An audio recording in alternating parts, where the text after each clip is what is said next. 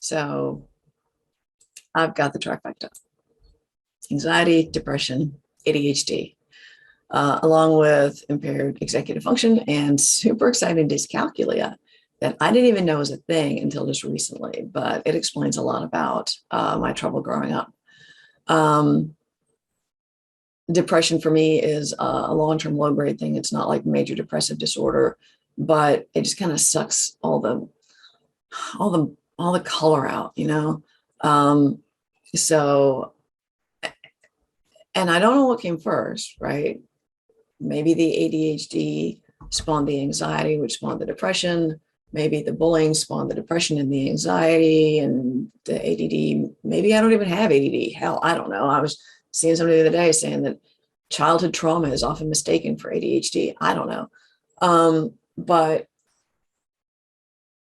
that isn't the point where it came from. The point is, what do I do with it, right?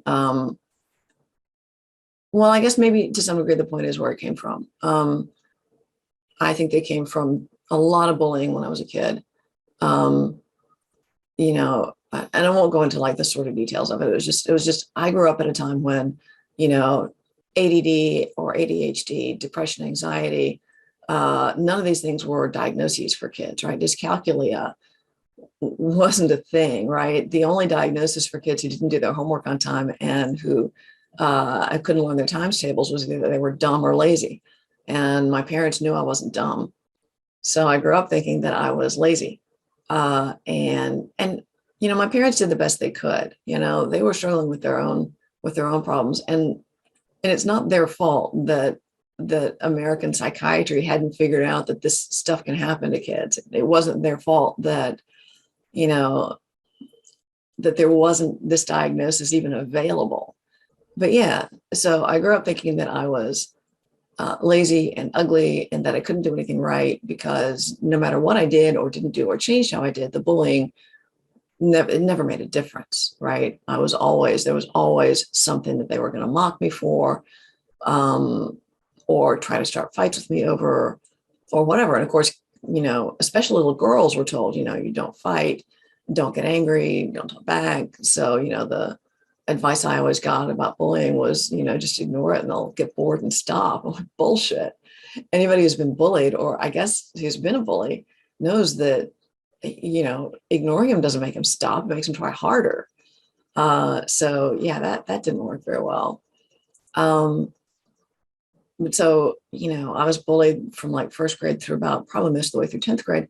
And I've spent a lot of years trying to kind of unpack it and understand it. And they've done studies now, apparently, when you're in that kind of situation for long enough, it just kind of gets baked into your DNA, right? So now I have these things, right? I have anxiety and depression and ADHD, impaired executive function, dyscalculia. These are all things that I have to cope with. And I'm so far from the only one. Like almost everyone I know copes with some of this. And I know that in the gaming community, there are a lot of people who struggle with this. So I wanted to include a page on the site for this kind of thing where hopefully I can include, I know, so Bungie, they have their whole Guardian mental health thing. As more and more people have understood that, you know, mental struggles aren't like a moral failing and they don't mean that you're crazy, that some people's brains just work differently. And we need to figure out how to work with that and how to be well, even when we have these struggles. You know, Bungie is really trying hard to help deal with this. And I thought that was really amazing. So I want to link out to their stuff as well as some other resources that I think might be helpful. And I got bored trying to type all this shit out. So I decided to make a little video instead.